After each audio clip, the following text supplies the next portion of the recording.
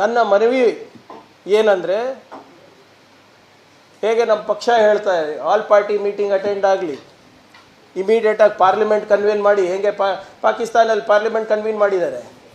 But not at the cost of the dignity of our country, not at the cost of the dignity of our army, not at the cost of the dignity of our citizens.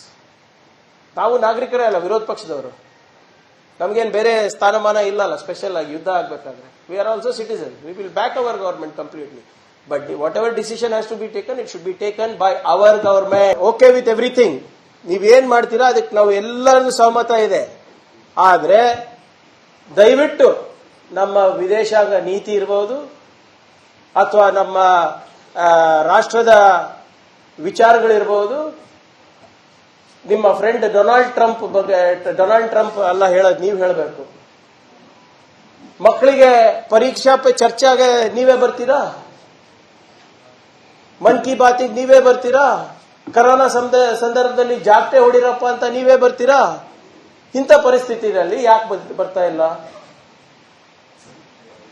ಆಮೇಲೆ ಉತ್ತರ ಕೇಳೋದು ತಪ್ಪ? So ದಯವಿಟ್ಟು ಇದನ್ನ ಹೇಳಬೇಕು. ಯಾಕಂದ್ರೆ ಇಲ್ಲಿ ಏನಾಗ್ತಾ ಇದೆ, ವೈಭವೀಕರಣ ಆಗ್ತಾ ಇದೆ, ವ್ಯಕ್ತಿದು ವೈಭವೀಕರಣ ಆಗ್ತಾ ಇದೆ. ದೇಶ ಮರ್ತೋಗ್ಬಿಟ್ಟಿದ್ದಾರೆ ಎಲ್ಲರೂ. ನೋಡ್ತಾ ಇದ್ದೀರಲ್ಲ ನೀವು ಪ್ರೈಮ್ ಟೈಮ್ ನಲ್ಲಿ ಏನ್ ಭಾಷೆ ಅದು ನ್ಯಾಷನಲ್ ಟಿವಿಗಳದು. ಆ ಬಿಜೆಪಿ ಬಾಡಿಗೆ ಭಾಷಣಕಾರರದ್ದು ಏನೇನ್ ಭಾಷಣ, 4 ತುಕಡಿ ಆಗ್ಬಿಡ್ತದಂತೆ ಪಾಕಿಸ್ತಾನದಲ್ಲಿ 4 ದಿನದಲ್ಲಿ. ಅಖಂಡ ಭಾರತದ ಕನಸು ನನಸಾಗ್ತದೆ ಅಂತೆ. ಎಲ್ಲೋದ್ರಿ ಇವಾಗ? ಎಲ್ಲ ಬಚ್ಚಿಟ್ಕೊಂಡಿದಾರಲ್ಲ. ಈ ವ್ಯಕ್ತಿ ಪೂಜೆ ಬಿಟ್ಟು, ವೈಭವೀಕರಣ ಬಿಟ್ಟು ಸ್ವಲ್ಪ ದೇಶದ ಕಡೆ ಗಮನ ಕೊಟ್ರೆ ನಾವು ಈ $5 ಟ್ರಿಲಿಯನ್ ಎಕಾನಮಿ, $10 ಟ್ರಿಲಿಯನ್ ಎಕಾನಮಿ ಆಗ್ಬಹುದು. ಇಲ್ದಿದ್ರೆ ಹಿಂಗೆ ಇದು media management, social media management ನಡೆದಿದೆ. ನಮ್ಮ ಸೈನಿಕರ ಏನು ಪರಿಶ್ರಮ ಇದೆ, ಏನು ಬಲಿದಾನ ಇದೆ, ದಯವಿಟ್ಟು ಅದನ್ನ ಗೌರವಿಸಬೇಕು.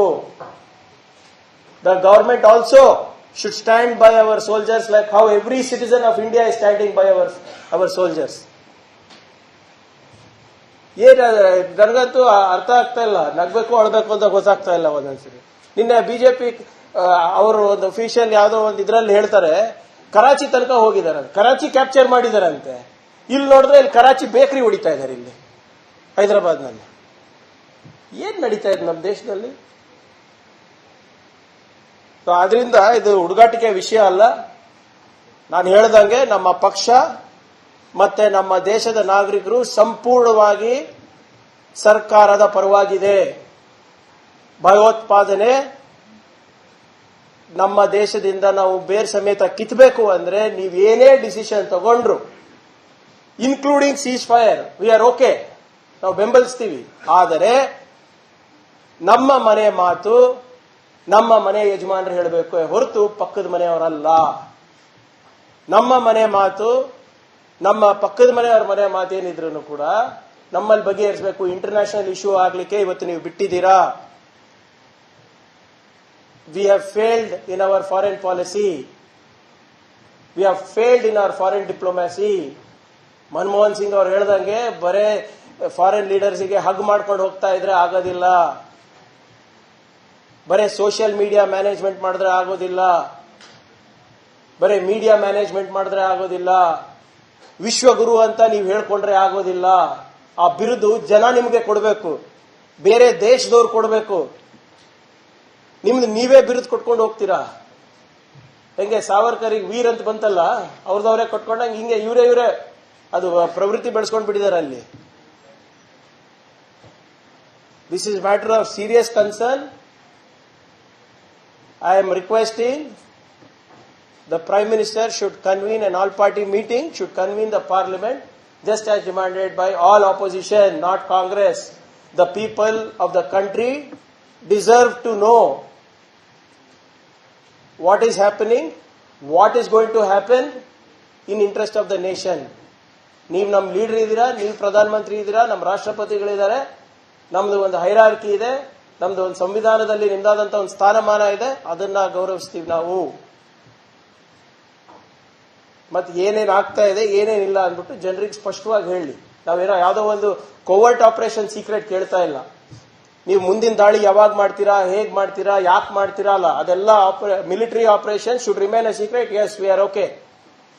ಬಟ್ ನಮಗೆ ಅಡ್ವಾಂಟೇಜ್ ಇದ್ದಾಗ, ನಮ್ಮ ಸೈನಿಕರು ಮುಂದೆ ಹೋದಾಗ, ಅಲ್ಲಿ ನಮ್ಮ ಸಾಕಷ್ಟು ಜನ ಹುತಾತ್ಮರಾದಾಗ ಯಾಕೆ ಈ ಡಿಸಿಷನ್ ತಗೊಂಡ್ರು, ಏನಾಯ್ತು, ಮತ್ತೆ ಈ ಡಿಸಿಷನ್ ಅಲ್ಲಿಂದ ಯಾಕೆ ಬಂತು, ನಿಮ್ಮಿಂದ ಯಾಕೆ ಬಂದಿಲ್ಲ ಅಂತ ಸ್ಪಷ್ಟತೆ ನಮಗೆ ಬೇಕು. Thank you. ಪಿಒಕೆ ನಮ್ಮದೇ ಇದೆ ಅಲ್ಲ ಇವ್ರೆ, ಅದ್ರ ಬಗ್ಗೆ ಯಾರು ದರ್ ಇಸ್ ನೋ ಕಾಂಪ್ರಮೈಸ್. ನಿಮಗೆ ನೆನಪಿದ್ರೆ ಯೋಗಿ ಆದಿತ್ಯನಾಥ್ ಅವರು ಮೊನ್ನೆ ಸಿಎಂ ಆದಾಗ 6 ತಿಂಗಳಲ್ಲಿ ಪಿಒಕೆ ಬರ್ತೀನಿ ಅಂತ ಹೇಳಿದ್ರು. 1.5 ವರ್ಷ ಆಯ್ತು ನೋಡಿ. ಹಿಂಗೆ ಸುಮ್ಮನೆ ಹೆಡ್ಲೈನ್ ಮ್ಯಾನೇಜ್ಮೆಂಟ್ ಅಲ್ಲ, ಕೆಲಸ ಆಗ್ಬೇಕು ಸರ್. ನಾವು ಹೇಳಿದೀವಲ್ಲ, ಟೆರರಿಸಂ ವಿರುದ್ಧ ಸೀಸ್ ಫೈರ್ ಈಗ ಆಗಿರ್ಬೋದು, ಯುದ್ಧ ವಿರಾಮ ಆಗಿರ್ಬೋದು, ಭಯೋತ್ಪಾದನೆ ವಿರಾಮ ಇಲ್ಲ, ಅದಕ್ಕೆ ಅಲ್ಪ ವಿರಾಮ ಇಲ್ಲ. ಅದಕ್ಕೆ ಪೂರ್ಣ ವಿರಾಮ ಹಾಕಬೇಕು ಅಂದ್ರೆ ನೀವು ಡಿಸಿಷನ್ ತಗೊಳ್ಳಿ, ನಾವು ನಿಮ್ ಜೊತೆ ಇದೀವಿ.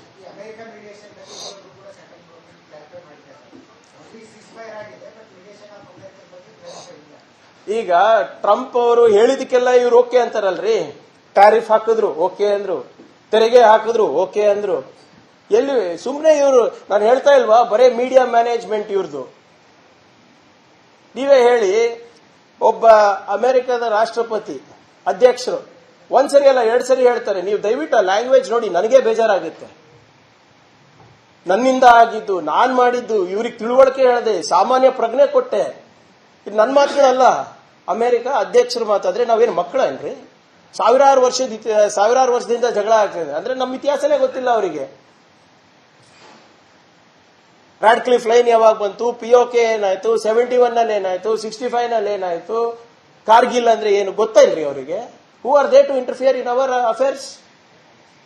And why are they allowing, why is our government allowing them to interfere? ಯಾರ್ಯಾರೋ ಸುಮ್ಮನೆ ಯಾರೋ ಬೇರೆಯವ್ರು ಹೇಳಿದ್ರೆ, ಅಮೆರಿಕ ಅಧ್ಯಕ್ಷರು ಹೇಳ್ತಾ ಇದಾರಲ್ಲ ನಾನೇ ಮೀಡಿಯೇಟ್ ಮಾಡಿದ್ದೀನಿ ಅಂತ. ಹೌದ್ರಿ, ನಮ್ UPA ಇದ್ದಾಗ we had isolated Pakistan. UPA ಇದ್ದಾಗ ಮನಮೋಹನ್ ಸಿಂಗ್ ಅವರು ಪಾಕಿಸ್ತಾನ್ ಅನ್ನ ಟೆರರ್ ಸ್ಟೇಟ್ ಅಂತ ಘೋಷಣೆ ಮಾಡಿದ್ರು. America had condemned Pakistan, they had stayed away from Pakistan. ಅವರಿಗೆ ಏನು ಯುದ್ಧ ಶಸ್ತ್ರ ಇದು ಕೊಡಲ್ಲ ಅಂತ ಅವ್ರು ಹೇಳಿದ್ರು. ಫಂಡಿಂಗ್ ಕಟ್ ಮಾಡಿದ್ರು ಮನಮೋಹನ್ ಸಿಂಗ್ ಅವರು ಇದ್ದಾಗ, ವರ್ಲ್ಡ್ ಬ್ಯಾಂಕ್ ಇಂದ, IMF ಇಂದ. ಇದೆಲ್ಲ ಇತಿಹಾಸ ಇದೆ. ಮನಮೋಹನ್ ಸಿಂಗ್ ಅಲ್ಲ ಅಂದ್ಬಿಟ್ಟು ಮತ್ತೆ ಒಂದು ಪ್ರೆಸ್ ಕಾನ್ಫರೆನ್ಸ್ ಅಟೆಂಡ್ ಮಾಡಕ್ ಹೇಳ್ರಿ ಪ್ರಧಾನಮಂತ್ರಿಗೆ. ಮನಮೋಹನ್ ಸಿಂಗ್ ಅವರು 114 ಪ್ರೆಸ್ ಕಾನ್ಫರೆನ್ಸ್ ಕೊಟ್ಟಿದ್ದಾರೆ. 56 ಇಂಚ್ ಕಾಸಿನ ಎಷ್ಟು ಪ್ರೆಸ್ ಕಾನ್ಫರೆನ್ಸ್ ಮಾಡಿದ್ದಾರೆ ಹೇಳಿ? ಶೂನ್ಯ. 10-11 ವರ್ಷ ಆಯ್ತು. ಇದೆಂತ ವೀರರಪ್ಪ ಇವರು, ಬರೇ ಸೋಷಿಯಲ್ ಮೀಡಿಯಾ. ಸರಿ ನೋಡಿ, ನಮ್ಮ ಪ್ರಧಾನ ಮಂತ್ರಿ ಬೇರೆಯವ್ರ ಅಧ್ಯಕ್ಷರ ಮುಂದೆ ಏನೇನ್ ಮಾಡಿದ್ರು ಅವೆಲ್ಲ ನಾನು ಹೇಳಕ್ ಅದು ಅಸಹ್ಯ ಕಾಣಿಸ್ತದೆ. ನಾವು ಕೇಳ್ತಾ ಇರೋದು purely on diplomatic front. We have failed our soldiers. ಈಗ ತೆರಿಗೆ ಹಾಕಿದಾಗ, ನಮಗೆ ಟ್ಯಾರಿಫ್ ಹಾಕಿದಾಗ ಯಾಕ್ರಿ ಮಾತಾಡಿಲ್ಲ? ಕೈ ಕಟ್ಕೊಂಡು ಒಪ್ಕೊಂಡು ಬಂದ್ಬಿಟ್ರಲ್ಲ, ಮತ್ತು ವಿಶ್ವಗುರು ಅಂತ ಹೇಳ್ಕೊಡೋದು. ಇವತ್ತು ಅವರು ಅನೌನ್ಸ್ ಮಾಡಿದಾಗ, America president is announcing through social media, but our prime minister is not even ready to come to the media.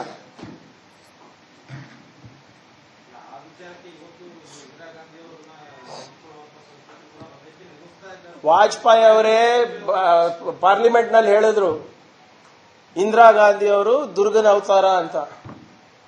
98,000 ಸುಮಾರು 1 ಲಕ್ಷ ಪಾಕಿಸ್ತಾನ ಸೈನಿಕರನ್ನ ಬಂದಿಯಾಗಿ ಇಟ್ಕೊಂಡಿದ್ವಿ, ಪ್ರಿಸನರ್ಸ್ ಆಫ್ ವಾರ್ ಅಂತ ಇಟ್ಕೊಂಡಿದ್ವಿ, ಗೊತ್ತಾ?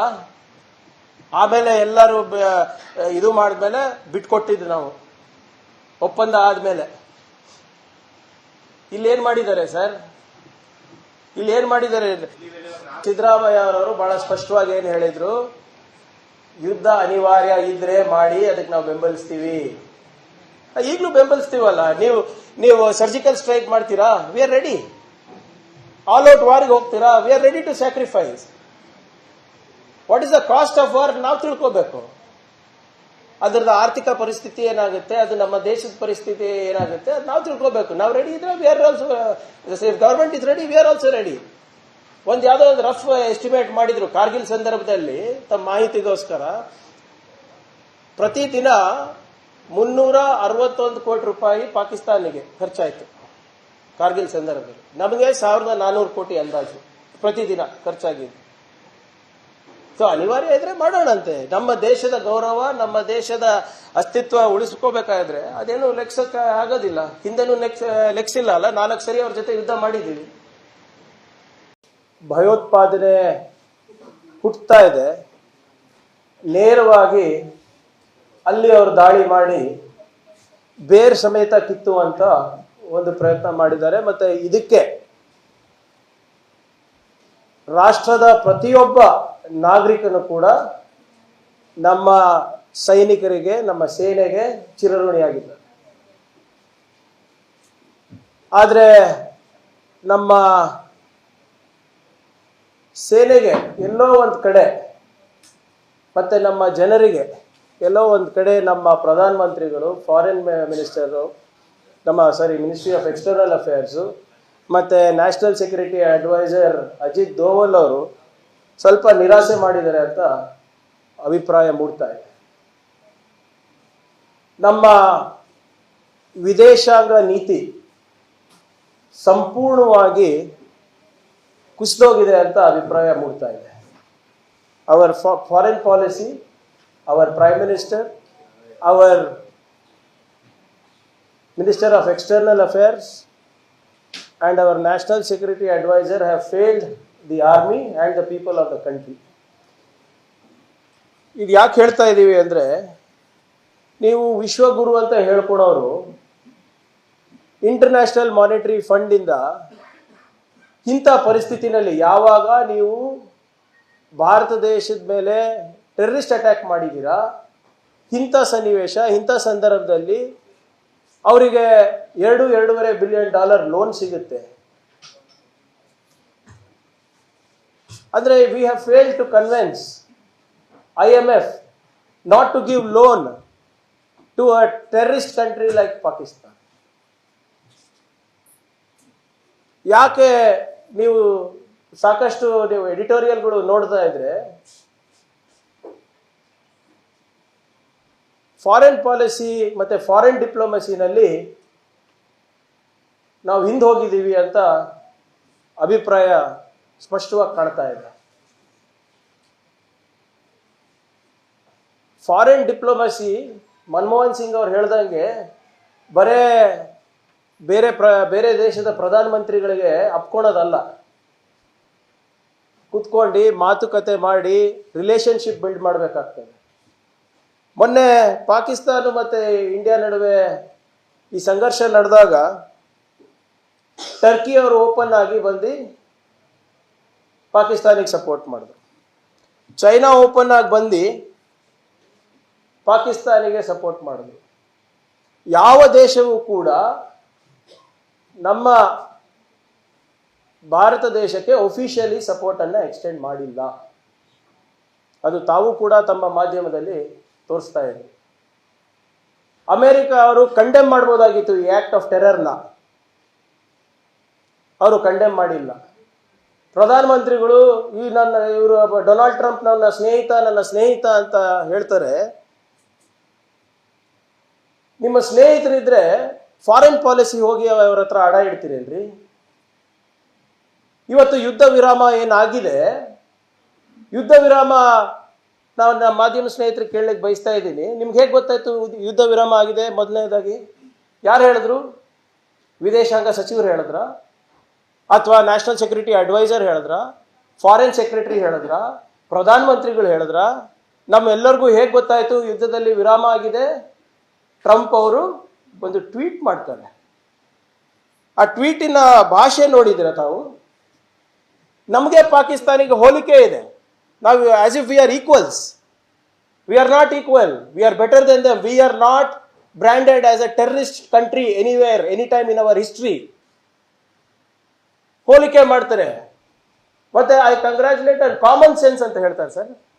ಕಾಮನ್ ಸೆನ್ಸ್ ಅಂದ್ರೆ ಸಾಮಾನ್ಯ ಪ್ರಜ್ಞೆ ಅಂತ. ಅಂದ್ರೆ ಇವತ್ತು ಡೊನಾಲ್ಡ್ ಟ್ರಂಪ್ ಅವರು ಬಂದ್ಬಿಟ್ಟು ನಮಗೆ ಸಾಮಾನ್ಯ ಪ್ರಜ್ಞೆ ಹೇಳ್ಕೊಡ್ತಾರ? Kashmir was never an international issue, it was a bilateral issue. ಇವತ್ತು ಟ್ರಂಪ್ ಅವರು ಮೀಡಿಯೇಷನ್ ಮಾಡಿ ಇಂಟರ್ನ್ಯಾಷನಲ್ ಇಶ್ಯೂ ಮಾಡ್ಲಿಕ್ಕೆ ಹೊರಟಿದ್ದಾರೆ. ಮೋದಿ ಅವರ ಫ್ರೆಂಡ್ ಡೊನಾಲ್ಡ್ ಟ್ರಂಪ್ ಅವರು ಇದ್ರ ಬಗ್ಗೆ ಏನಾದರೂ ಹೇಳ್ತಾರ ಅವರು? ಯಾಕೆ ಪ್ರಧಾನಮಂತ್ರಿಗಳು ಇನ್ನೂ ಆಲ್ ಪಾರ್ಟಿ ಮೀಟಿಂಗ್ ಅಟೆಂಡ್ ಆಗ್ತಾ ಇಲ್ಲ?